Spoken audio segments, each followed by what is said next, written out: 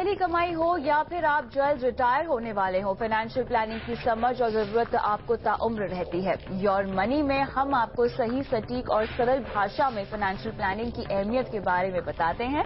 नमस्कार, मैं हूं कविता थपलियाल और आज मेरे साथ है वाइस इन्वेस्ट एडवाइजर्स के सीईओ हेमंत रुस्तगी। आपका स्वागत है Hemant.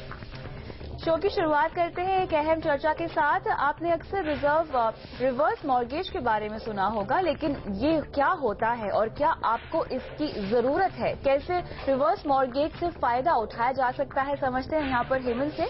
Hemant, clearly financial planning में अक्सर रिवर्स मॉर्गेज का जिक्र होता है, खासतौर से रिटायरमेंट के बाद अगर आपको पैसों की जरूरत हो तो ये बहुत ही बढ़िया विकल्प है। असल में होता क्या है ये रिवर्स मॉर्गेज? जी कविता, जैसे आपने बिल्कुल ठीक कहा, एक्चुअली काफी अच्छा विकल्प है उन लोगों के लिए जिनको रेगुलर इनकम की जरूरत हो रिटायरमेंट के बाद। लेकिन अनफॉर्चुनेटली हमारे देश में बहुत ज्यादा पॉपुलर नहीं है। उसका कारण यह है कि एक्चुअली 2008 में इसको इंट्रोड्यूस किया गया था, लेकिन अगर हम देखें कितने लोगों ने इस सुविधा को लिया है तो मुझे लगता नहीं कि बहुत सारे लोग हैं जिन्होंने अभी तक इस सुविधा का लाभ उठाया है। तो अगर हम बात करें रिवर्स मॉर्गेज की, तो पहले शुरुआत करते हैं मॉर्गेज से। मॉर्गेज क्या है? देखिए, जब हम एक हाउसिंग लोन लेते हैं तो हम क्या करते हैं, पहले प्रॉपर्टी को सेलेक्ट करते हैं, फिर हम बैंक या किसी हाउसिंग फाइनेंस कंपनी के पास जाते हैं, वहां से हम लोन लेते हैं। तो क्या होता है, वो लमसम पैसा जो है बैंक या हाउसिंग फाइनेंस कंपनी हमको देती है, वो पैसा या तो बिल्डर को दिया जाता है या जिससे हम घर खरीदे उनको दिया जाता है। उसके बाद हम जो बोरोवर हैं, वो जो हमारा ड्यूरेशन है, जो टर्म है लोन का, वहां पे ईएमआई के द्वारा उस लोन को चुकाते हैं। अब क्योंकि हम रिवर्स मॉर्गेज की बात कर रहे हैं, तो रिवर्स मॉर्गेज क्या है, इसका उल्टा यहाँ पे होता है कि जैसे हमने घर बनाया, वो घर हमारे लिए इंपॉर्टेंट क्यों है? क्योंकि वो हमको सिक्योरिटी देता है। हमें लगता है कि हमारी फैमिली के पास एक छत है, वो जिंदगी भर उसमें रह सकते हैं। हम फिर एक ऐसी स्टेज पे पहुंचते हैं जहां पे हम रिटायर हो गए। हो सकता है उस समय पे हमारे पास इतने रिसोर्सेज ना हो कि हम अपने लिए जितनी इनकम की जरूरत है हर महीने वो जनरेट कर सकें। हो सकता है हमारे जो बच्चे हैं वो हमको सपोर्ट ना कर रहे हो, या करना चाहते हैं लेकिन कर नहीं पा रहे हैं, यानी जो आपकी इनकम है वहां पे आपको कोई शॉर्टफॉल है। अब ये प्रॉपर्टी आपके पास है जो आपने बनाई थी, तो चाहे उसकी कीमत 1 करोड़ है, 2 करोड़ हो, लेकिन आपकी जरूरत क्या? आपकी जरूरत है हर महीने की रेगुलर इनकम। तो आप करेंगे क्या? यहाँ पे रिवर्स मॉर्गेज आपके लिए काम आता है। यानी आप क्या करते हैं, ये प्रॉपर्टी के लिए आप जाते हैं बैंक या हाउसिंग फाइनेंस कंपनी के पास। रिवर्स मॉर्गेज में वो उस प्रॉपर्टी की कंडीशन देखेंगे, उसकी वैल्यू देखेंगे और आपकी जो रिक्वायरमेंट है उन सबको देख के उसके बाद वो डिसाइड करेंगे कि कितना पैसा वो आपको देंगे। यानी यहाँ पे क्या हुआ, पहले आपने मॉर्गेज में लोन लिया घर बनाने के लिए, यहाँ पे जो हमने एसेट बनाई उससे अपने लिए आप इनकम जनरेट करना चाहते हैं, तो बैंक या जो हाउसिंग फाइनेंस कंपनी है वो आपको जो पैसा देगी। इसमें उल्टा होगा, इसलिए इसको रिवर्स कहा जाता है। यानी यहाँ पे क्या होगा, हम जो है बोरोवर हैं और बैंक जो है लेंडर है। लेंडर हमको हर महीने पैसा देगा। ये जो इनकम हम जो लेते हैं वो हम मंथली भी ले सकते हैं, हम क्वार्टरली ले सकते हैं, हाफ ईयरली या ईयरली भी ले सकते हैं। इसमें एक और ऑप्शन है हमारे लिए, अगर हम चाहें तो कुछ पैसा लमसम भी ले सकते हैं। लेकिन यहाँ पे कंडीशन है, वो ये है कि जो लमसम पैसा है वो ज्यादा से ज्यादा 50% जो आपका लोन है वो, या 15 लाख, उन दोनों में से जो कम है उससे ज्यादा आप लमसम नहीं ले सकते। बाकी का जो पैसा है वो आपको एन्युटी के तौर पे, जैसा मैंने कहा, monthly, quarterly, half yearly, yearly में आएगा। तो आपने क्या किया, जो आपने एसेट जिंदगी में बनाई थी, जब आप उस स्टेज पे पहुंचे जहां पे रेगुलर इनकम की सबसे ज्यादा आपको जरूरत है, वहां पे रिवर्स मॉर्गेज ने आपके लिए एन्युटी के द्वारा रेगुलर इनकम प्रदान की। तो ये एक रिवर्स मॉर्गेज होता है। लेकिन यहाँ पे किन शर्तों पर मुझे रिवर्स मॉर्गेज का जो विकल्प है मैं उसका इस्तेमाल कर सकती हूँ? किन कंडीशंस पे आपको मिलता है ये? देखिए, सर्टेनली क्योंकि यहाँ पे लोन मिल रहा है आपको, तो कहीं ना कहीं कंडीशंस हैं। सबसे इंपॉर्टेंट कंडीशन ये है कि जो बोरोवर है उनकी एज 60 साल की होनी चाहिए और जो को ओनर है उनकी एज कम से कम 55 साल की होनी चाहिए। तो सबसे पहली कंडीशन है कि आपकी एज कितनी हो। उसके ऊपर, जैसा मैंने कहा, आपकी जो प्रॉपर्टी है उसकी कंडीशन या जो प्रेजेंट वैल्यू को देख के आपको लोन मिलेगी। तकरीबन जो है 60% जो है उसकी वैल्यू का आपको मिल जाता है। हर बैंक की अपनी अपनी लिमिट्स हो सकती हैं वहां पे, तो ये दूसरी चीज आपको देखनी है। तीसरा, जैसे मैंने आपको कहा कि आप रेगुलरली मंथली या क्वार्टरली या हाफ ईयरली आप इनकम ले सकते हैं, वहां पे भी एक कैप है। जो मंथली इनकम आपको जो मिल सकती है वो 50,000 से ज्यादा नहीं मिलेगी। और चौथा, मैंने जैसे आपको बताया कि अगर आपको लमसम चाहिए तो वहां पे आपको 50% ऑफ जो लोन आपको है वो और 15 लाख दोनों में से जो कम है वो आपको मिलेगा। तो ये कुछ एक कंडीशंस हैं जहां पे जो आपको पूरी करनी है। और सबसे इंपॉर्टेंट चीज यहाँ पे ये है कि जो लोन का जो टर्म है वो मिनिमम 10 साल और मैक्सिमम 20 साल रहता है। लेकिन पिछले साल, ये काफी इंपॉर्टेंट है जानना, पिछले साल सीबीडीटी ने कुछ रूल्स चेंज किए हैं। यानी अगर आप जिस बैंक या हाउसिंग फाइनेंस कंपनी से आप जो लोन लेते हैं, वो अगर जो IRDA अप्रूव्ड इंश्योरेंस कंपनी है, LIC और जो दूसरी इंश्योरेंस कंपनी है, वहां से अगर वो आपको एन्युटी लेके दें तो आप पूरी जिंदगी भर आपको एन्युटी मिलती रहेगी। यानी अगर आप इस रूट से लेते हैं तो आपको जिंदगी भर मिलेगी, अगर ये रूट नहीं लेते हैं तो मैक्सिमम जो आपका जो टर्म जो लोन है वो 20 साल का है। इसमें प्रॉब्लम सिर्फ ये है, जब आप मान लीजिए आप, क्योंकि हम कितना जिएंगे वो हमको मालूम नहीं है, और हम ये भी देख रहे हैं कि लाइफ एक्सपेक्टेंसी जो है वो बढ़ रही है। तो अगर ये प्रॉब्लम है कि अगर 20 साल के बाद आप अगर अभी भी जिंदा हैं और या आप या स्पाउस, तो उस समय अगर इनकम का क्या करेंगे। तो आई थिंक ये जो सीबीडीटी ने जो रूल चेंज किया है, इससे रिवर्स मॉर्गेज काफी अट्रैक्टिव हो गया है। और सबसे इंपॉर्टेंट चीज यहाँ पे ये है कि जो लोन की जो रीपेमेंट है, हाँ, वो बहुत ही इंपॉर्टेंट है। वो आपको अपने जीते समय तक नहीं करनी है। यानी जब तक जो बोरोवर है या उनके जो स्पाउस हैं, दोनों में से कोई भी जिंदा है, तब तक उस लोन की रीपेमेंट नहीं होती है। यानी उनको ये चिंता नहीं करनी है कि अगर ये हमने घर के अगेंस्ट हमने लोन लिया है या रिवर्स मॉर्गेज लिया है तो हम कहाँ जाएंगे। इंपॉर्टेंट चीज है, और यहाँ पे ये भी है कि जो प्रॉपर्टी जो है वो आपकी सेल्फ ओन्ड और सेल्फ ऑक्यूपाइड होनी चाहिए। अगर आपके पास एक प्रॉपर्टी है जहाँ पे आप नहीं रहते हैं, उसके अगेंस्ट आप रिवर्स मॉर्गेज में लोन नहीं ले सकते। लेकिन यहाँ पर सवाल ये होता है कि फिर सेटलमेंट कैसे हो सकती है इसकी? हाँ, देखिए, सेटलमेंट ऐसी होती है जैसे मैंने कहा कि एक आपकी जो घर है उसकी वैल्यू है, लोन जिन्होंने भी लिया, बोरोवर ने लिया, वो जिंदा है, उसके बाद उनकी जो स्पाउस है वो जिंदा है, तब तक आपको उसको रीपे नहीं करना है। उसके बाद बैंक जो है अपने जो एक्यूमुलेटेड जो लोन अमाउंट है और जो इंटरेस्ट अमाउंट है वो रिकवर करेंगे, और जो बाकी पैसा जो है वो लीगल हेयर को देंगे। लीगल हेयर अगर यहाँ पे चाहें तो ये पैसे को चुका के प्रॉपर्टी को बेचने से बचा सकते हैं। दूसरी इंपॉर्टेंट चीज ये है कि जैसा मैंने कहा, एक इंपॉर्टेंट कंडीशन ये है कि आप वो सेल्फ ऑक्यूपाइड होना चाहिए। अगर आप वहां से निकल के किसी हॉलिडे होम में चले जाते हैं या कहीं और जगह पर रहने लगते हैं, तब भी आपको इसकी सेटलमेंट करनी होगी। और यहाँ पे इंपॉर्टेंट चीज ये है कि जनरली अगर आप सेटलमेंट करते हैं, अगर आप पूरे ड्यूरेशन में नहीं रहते हैं, तो जनरली यहाँ पे कोई चार्जेस नहीं होते हैं।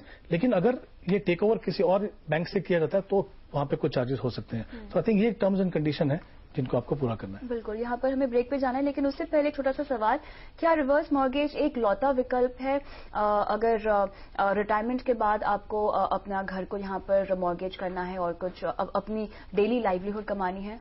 देखिए, मुझे लगता है सबसे इफेक्टिव है, क्योंकि एक तो आपको सबसे इंपॉर्टेंट चीज है कि उस स्टेज ऑफ लाइफ में आप अपना अकोमोडेशन चेंज नहीं करना चाहते हैं। एक विकल्प आपके पास ये है कि प्रॉपर्टी को बेच दीजिए, कहीं दूर चले जाइए, छोटी प्रॉपर्टी लीजिए, लेकिन वो बहुत मुश्किल हो सकता है। यहाँ पे आपको जीते जी इसको वापस नहीं करना है। दूसरा, अगर आप कोई दूसरे विकल्प देखेंगे, जैसे बैंकों के द्वारा कोई सीनियर सिटीजन के लिए पर्सनल लोन वगैरह रहते हैं, वहां पे इतनी रकम आपको नहीं मिलेगी।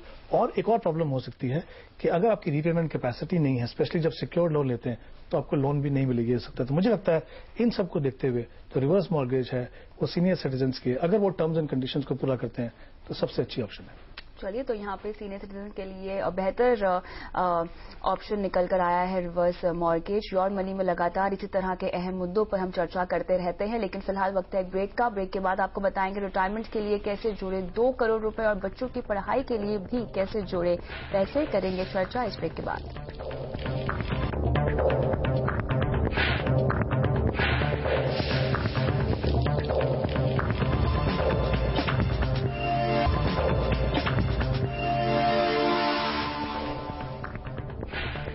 वित्तीय लक्ष्य बनाना तो आसान है, लेकिन उसके हिसाब से निवेश की सही तरीके से प्लानिंग करना इतना आसान नहीं है, जिसमें मदद करता है योर मनी।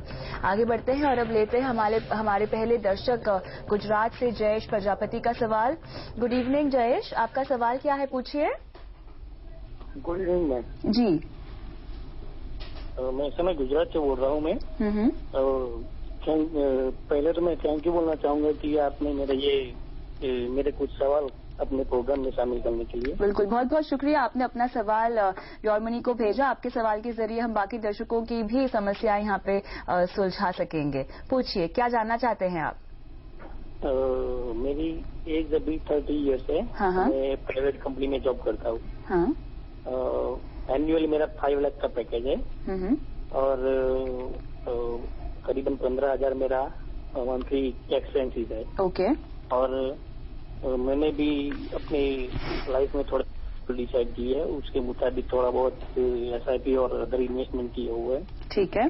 तो उसको पहले मुझे आपकी यही इंफॉर्मेशन चाहिए कि ये मेरा जो थोड़ा बहुत प्लानिंग किया वो सही है या इसमें कोई चेंजेस करना चाहिए, और अगर चेंजेस करना चाहिए तो कैसे चेंजेस करना चाहिए, तो मुझे पूरा गाइडलाइन मिलेगा। चलिए, जरूर आपकी फाइनेंशियल प्लानिंग यहाँ पे हम पूरी करते हैं। मुझे बताइए, आपने डिटेल्स के मुताबिक 50 लाख का टर्म प्लान लिया हुआ है, जैसा मैं पढ़ सकती हूँ यहाँ पर? हाँ, 50 लाख मेरे पास SBI शेल लिया हुआ है, मैंने ऑनलाइन लिया हुआ है। 7 लाख की मुझे जो एम्प्लॉयर था वो हेल्थ इंश्योरेंस मिला हुआ है। ओके। एम्प्लॉयर। और इसके अलावा मैंने 3 लाख का अपनी तरह से खुद एडिशनल में हेल्थ इंश्योरेंस लिया हुआ है, वो भी नेशनल का। ठीक है। LIC और अदर थोड़ा बहुत PPF में थोड़ा इन्वेस्ट किया हुआ है। और SIP में मैंने करीबन 9,500 अभी कर रहा हूँ। ठीक है। तो ठीक है। और आपके फंड्स यहाँ पे आपके फंड्स भी आपने मेंशन किए हुए हैं, यहाँ पे 4 फंड्स में आप निवेश करते हैं। मुझे बताइए, ये जो आप निवेश कर रहे हैं, ये किस गोल को ध्यान में रखते हुए आपने ये इन्वेस्टमेंट स्ट्रैटेजी अपनाई है? पहले तो मेरा फर्स्ट गोल है आफ्टर 9 ईयर्स इन 2023 में मेरी सिस्टर की डॉटर की शादी के लिए चाहिए मुझे करीबन 3 लाख चाहिए। ठीक है। फिर आपके बच्चों की पढ़ाई का और फिर उनकी शादी का गोल है यहाँ पर, और आपके रिटायरमेंट के लिए आपको 1.5 से 2 करोड़ रुपए की जरूरत है, राइट? चलिए, तो यहाँ पे आपकी फाइनेंशियल प्लानिंग की शुरुआत करते हैं। हेमंत, सबसे पहले आते हैं इनके इंश्योरेंस पर। मेरे ख्याल से इन्होंने काफी बढ़िया पोर्टफोलियो बनाया है अपना। इन्वेस्टमेंट पोर्टफोलियो पर हम बाद में जाएंगे, लेकिन रिस्क कवर जो कि फाइनेंशियल प्लानिंग का सबसे अहम हिस्सा होता है, उसमें ये कैसे आपको लग रहे हैं? जी कविता, जैसे आपने कहा, इन्होंने काफी अच्छे से प्लान किया। इनफैक्ट जयेश, मैं कहना चाहूंगा, इन्होंने कहा था कि हमने थोड़ी बहुत प्लानिंग की है, मुझे लगता है आपने बहुत अच्छी से प्लानिंग की है। और ऐसा लग रहा है कि जैसा आपका जो पोर्टफोलियो किसी प्रोफेशनल ने बनाया, तो मुझे लगता है आपने बहुत ही अच्छा काम किया यहाँ पे। कविता, जैसे आपने कहा, रिस्क मैनेजमेंट की जो बात करते हैं यहाँ पे 3 इंपॉर्टेंट एस्पेक्ट हैं यहाँ पे। एक है लाइफ इंश्योरेंस है, एक हेल्थ इंश्योरेंस है, और एक, जैसा हमेशा कहते हैं, एक इमरजेंसी फंड होना चाहिए। तो जयेश, जैसा आपने कहा है कि आपने एक टर्म प्लान लिया हुआ है लाइफ इंश्योरेंस के लिए और 50 लाख का आपने इंश्योरेंस लिया, तो आपकी जो अभी करंट इनकम है उसके हिसाब से अगर मैं देखूं तो ये बिल्कुल पर्याप्त है। और सबसे अच्छी बात यह है आपने सही प्रोडक्ट चुना है, टर्म प्लान, जो हमेशा कहते हैं वो काफी सस्ता रहता है और जितना क्वांटम आपको चाहिए वो मिला। और हेल्थ इंश्योरेंस के लिए भी जो आपने 7 लाख का आपका एम्प्लॉयर है ने दिया है और 3 लाख आपने खुद लिया है, तो ये भी आपने बहुत अच्छा डिसीजन लिया। इनफैक्ट मुझे लगता है सभी को ये करना चाहिए। कई बार क्या होता है कि हमको लगता है कि हमारे एम्प्लॉयर ने हमको कुछ हेल्थ इंश्योरेंस दिया है, जितना है वो काफी है। आई थिंक ये बहुत इंपॉर्टेंट है। जैसे हमेशा कहते हैं, जो भी इंश्योरेंस कवर हो, चाहे वो हेल्थ इंश्योरेंस हो या लाइफ इंश्योरेंस कवर हो, वो होना भी जरूरी है और एडिक्वेट, पर्याप्त मात्रा में भी होना जरूरी है। इन्होंने एक जो अपना इमरजेंसी फंड बनाया 60,000 रुपए का, इनके जो मंथली एक्सपेंसेस हैं वो 15,000 है, यानी 4 महीने का। हम जनरली बोलते हैं 3 से 6 महीने का आपका इमरजेंसी फंड होना चाहिए, तो 4 महीने का जो इमरजेंसी फंड बनाया है वो बिल्कुल ठीक है। तो मैं कहूंगा कि इनका जो रिस्क मैनेजमेंट है वो काफी अच्छा है। इसके अलावा इनके पास 2 ट्रेडिशनल प्लान है। मुझे लगता नहीं कि अगर जयेश आप प्रॉपरली अगर एडिक्वेटली इंश्योर्ड हैं, तो वो जो ट्रेडिशनल प्लान है, मुझे लगता नहीं उसका बहुत ज्यादा आपके पोर्टफोलियो में रोल है। तो कहीं ना कहीं उसको आप थोड़ा सा देखिए आगे जाके कि जैसा मैंने कहा, प्योर इन्वेस्टमेंट ऑप्शन और प्योर रिस्क कवर लेंगे तो बहुत ही अच्छा रहेगा। आई थिंक रिस्क मैनेजमेंट पे मैं कहूंगा 10 on 10। गोल्स पर आते हैं। यहाँ पर इनके सभी मेरे ख्याल से लॉन्ग टर्म गोल्स ही हैं। सबसे पहले बहन की शादी के लिए इनको चाहिए 3 लाख रुपए 2023 तक, और उसके बाद 2028 से इनके तकरीबन सारे गोल शुरू हो रहे हैं बच्चे की पढ़ाई और लिखाई के। और रिटायरमेंट का गोल है 2042 के लिए 2 करोड़ रुपए का। तो अब तक जो 9,500 रुपए तक की SIP कर रहे हैं, इसमें और कितना एडिशन करना पड़ेगा इन्हें गोल वाइज अपने सभी गोल्स को अचीव करने के लिए? देखिए कविता, इनकी ज्यादा इन्वेस्टमेंट जो है वो SIP के द्वारा इक्विटी फंड्स में है और 2,000 रुपए शायद ये PPF में इन्वेस्ट कर रहे हैं, जो मेरे हिसाब से बहुत ही अच्छी इन्वेस्टमेंट ऑप्शन है। अगर आपको लॉन्ग टर्म पोर्टफोलियो में अगर आपको डेट चाहिए तो PPF से ज्यादा ऑप्शन आपको अच्छी मिलेगी नहीं। अगर हम इनके इंडिविजुअल गोल्स को लें, जो पहला जो गोल है उसका टाइम होराइजन है 9 साल और जो आखिरी है उसका 28 साल, यानी जितने सारे के सारे जो गोल्स हैं इनके वो लॉन्ग टर्म गोल्स हैं। तो यहाँ पे ज्यादा हिस्सा जो है इन्वेस्टमेंट का वो इक्विटी ओरिएंटेड फंड्स में जाना चाहिए, जो ये कर भी रहे हैं। अगर हम इंडिविजुअल गोल्स को देखें तो इनका जो पहला गोल है, इन्होंने कहा कि अपनी सिस्टर की डॉटर की मैरिज के लिए इनको पैसा चाहिए 3 लाख। वो अगर जैसा मैंने कहा हम सारे के सारे जो गोल्स हैं, हम आप 12% का रिटर्न मान के चलते हैं, जो एक कॉम्बिनेशन है इक्विटी और पीपीएफ का, उसमें उनको करीब यहाँ पे 1500 रुपए इन्वेस्ट करने पड़ेंगे। और दोनों बच्चों की इन्होंने कहा एजुकेशन के लिए 10-10 लाख रुपए चाहिए। तो पहले बच्चे के लिए उनको 2500 चाहिए, दूसरे के लिए 1500, और फिर शादी के लिए दोनों के लिए इनको 1500 रुपए की जरूरत है। अपनी इनकी रिटायरमेंट की अगर हम बात करें तो करीब इनको 6000 रुपए की जरूरत पड़ेगी। तो कुल मिला के 14000 रुपए इनको इन्वेस्ट करने हैं। अभी इनकी इन्वेस्टमेंट है 11500। शॉर्टफॉल है जयेश, बट घबराने की जरूरत नहीं है। आप यंग हैं काफी, आगे जाके जब आपकी इनकम बढ़ेगी तो ये जो अपना एसआईपी का अमाउंट है उसको बढ़ा दीजिए।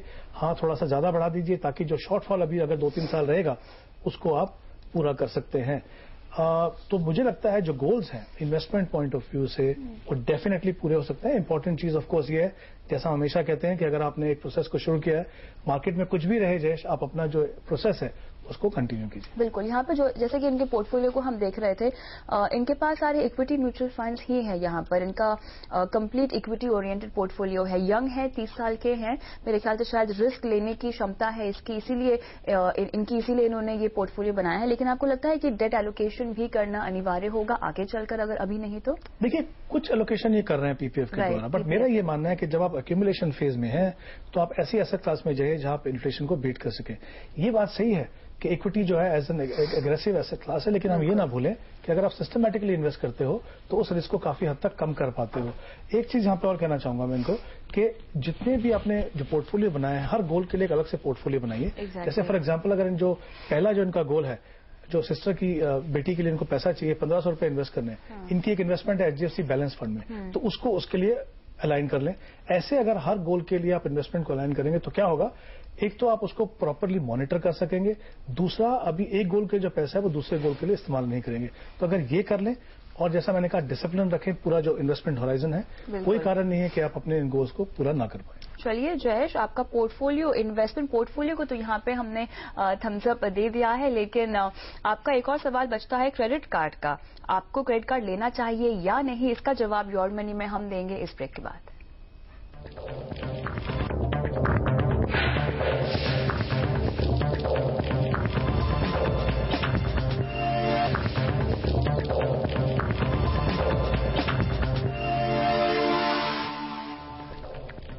Welcome back. योर मनी में हम दे रहे हैं आपको आपके निवेश पर सटीक सलाह। मेरे साथ बने हुए हैं हेमंत रुस्तगी और हमारे साथ हमारे दर्शक गुजरात से जयेश प्रजापति भी फोन लाइन पर जुड़े हुए हैं। तो जयेश, ब्रेक पर जाने से पहले हमने आपके इंश्योरेंस और इन्वेस्टमेंट पर चर्चा की है, लेकिन क्रेडिट कार्ड को लेकर आपका एक सवाल भी है, वो क्या है?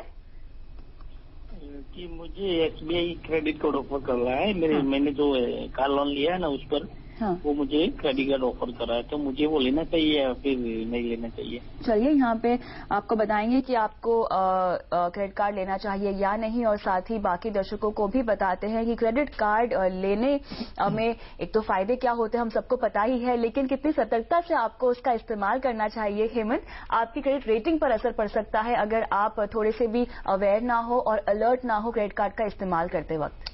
जी, अगर क्रेडिट कार्ड अगर हम देखें सही तरीके से इस्तेमाल करें तो काफी अच्छी सुविधा है। बिल्कुल। अगर इनडिस्क्रिमिनेटली यूज करें तो काफी मुसीबत हो सकती है। पहली बात तो ये कि एक डेट ट्रैप की शुरुआत हो सकती है। जैसा उन्होंने कहा लिमिट उनको मिली है 1,75,000 की। मुझे लगता है क्रेडिट कार्ड होना जरूरी है, होना चाहिए। कभी कभी इमरजेंसी आती है, अगर आपको मेडिकल इमरजेंसी हो, कुछ भी आपको पे करना हो, या आपकी मान लीजिए हेल्थ इंश्योरेंस है या नहीं है, कुछ भी प्रॉब्लम हो सकती है, कोई भी इमरजेंसी, फाइनेंशियल इमरजेंसी आ सकती है, तो मुझे लगता है क्रेडिट कार्ड लेने में कोई प्रॉब्लम नहीं है। बट इंपॉर्टेंट चीज जैसा मैंने पहले कहा कि उसको बहुत ही सतर्कता से इस्तेमाल करें। ये नहीं समझना है कि क्योंकि हमको बाद में देना है तो जो खर्चे हमको नहीं करने हैं, वो गलती हम कहाँ करते हैं। जैसे पहले क्या हुआ करता था कि हम बड़े खर्चों को प्लान किया करते थे। अभी क्योंकि हमारे पास क्रेडिट कार्ड रहता है, हमको पता है हमारी इतनी लिमिट है, कुछ भी अगर हम खरीदना चाहें तो आज खरीद लें और वो पे करना है बाद में। आई थिंक क्रेडिट कार्ड हम ये समझ लें कि अगर आप पूरी तरह से सक्षम नहीं है उसको पे करने के लिए, तो आपको जो इंटरेस्ट है वो काफी महंगा पड़ सकता है। वो 36% भी हो सकता है, उससे ज्यादा भी हो सकता है। तो आई थिंक बहुत ज्यादा इंटरेस्ट वहां पे करना पड़ता है। जैसा मैंने कहा, कहीं ना कहीं वो आपका डेट ट्रैप की शुरुआत हो सकती है। तो मेरे हिसाब से ले लें क्रेडिट कार्ड, लेकिन उसको बहुत ही सतर्कता से बहुत इस्तेमाल करें। और इंपॉर्टेंट चीज जैसे आपने कहा कि वो आपकी क्रेडिट रेटिंग पे बहुत ज्यादा फर्क कर सकता है। तो जैसे होता क्या है कि मान लीजिए आप सोच रहे हैं कि मिनिमम अमाउंट पे कर रहे हैं, या कभी आपने पे नहीं किया, तो वो जो आपकी जो सिविल रिपोर्ट जो आएगी वहां पे वो रिपोर्ट होगा। और उसके बाद जब आप इंपॉर्टेंट कुछ लोन लेने जाएंगे या आप कुछ घर लेने जाएंगे या कुछ और लोन लेने जाएंगे तो आपकी क्रेडिट रेटिंग पे काफी असर कर सकता है। तो जैसा मैंने कहा, ये काफी अच्छी सुविधा हो सकती है, प्रोवाइडेड आप इसको सही तरीके से इस्तेमाल करें। लेकिन इनडिस्क्रिमिनेटली करेंगे तो फ्यूचर के लिए भी काफी हानिकारक हो सकता है और कहीं ना कहीं आपके डेट टैप की शुरुआत हो सकती है। चलिए, तो यहाँ पर क्रेडिट कार्ड जयेश आप ले सकते हैं, आपको थम्स अप दिया जा रहा है, लेकिन साथ ही आपको बता दें कि काफी कॉशियस होकर उसका इस्तेमाल करें, बेफिजूल खर्ची ना करें, क्योंकि जैसे कि हेमंत ने बताया कि एक डेट ट्रैप की शुरुआत हो सकती है। तो इसीलिए जितनी जरूरत हो उतना ही इस्तेमाल कीजिए क्रेडिट कार्ड को। उम्मीद करते हैं कि आपके सभी सवालों का जवाब योर मनी से आपको मिल गया होगा। और इसी के साथ बहुत बहुत शुक्रिया हेमंत आज शो पर आने के लिए। योर मनी में आज के लिए इतना ही, लेकिन आप बने रहिए CNBC आवाज के साथ। नमस्कार।